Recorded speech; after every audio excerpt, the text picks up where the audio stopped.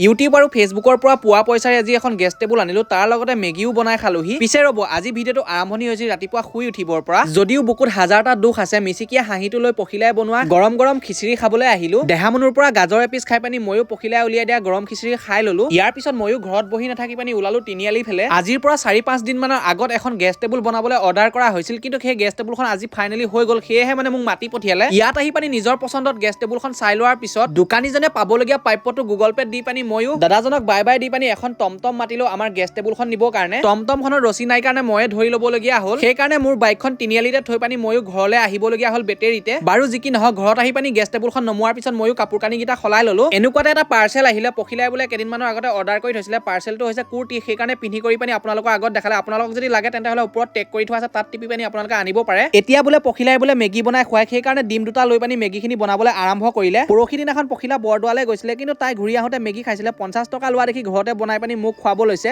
ঘৰত বনালে বোলে 50 টকাত বোলে 1 কেৰাহী মান হ'ব, কিন্তু তাই মানুহজনী কটীয়া হোৱা দেখি তলত পিয়া এখন পাৰি লৈছে, যাতে তাই মানুহজনী ওখ হৈ পানি কেৰাহীখনত ভালদৰে মেগীখিনি লৰাব পাৰে। আৰু এইফালে দেখিব পাইছে কি ধুনীয়াকৈ মেগীখিনি বনাই ল'লে। এতিয়া আৰু কি আৰু, মই আৰু খোৱাহে কথা। সেইকাৰণে বাতি এটা লৈ পানি ধুনীয়াকৈ খালো। কিন্তু ছোৱালীসকল, তোমালোকে যদি কুৰ্তিটো আনিব বিচাৰা তেন্তে হ'লে আনিব পৰা, ওপৰত টেগ কৰি থোৱা আছে।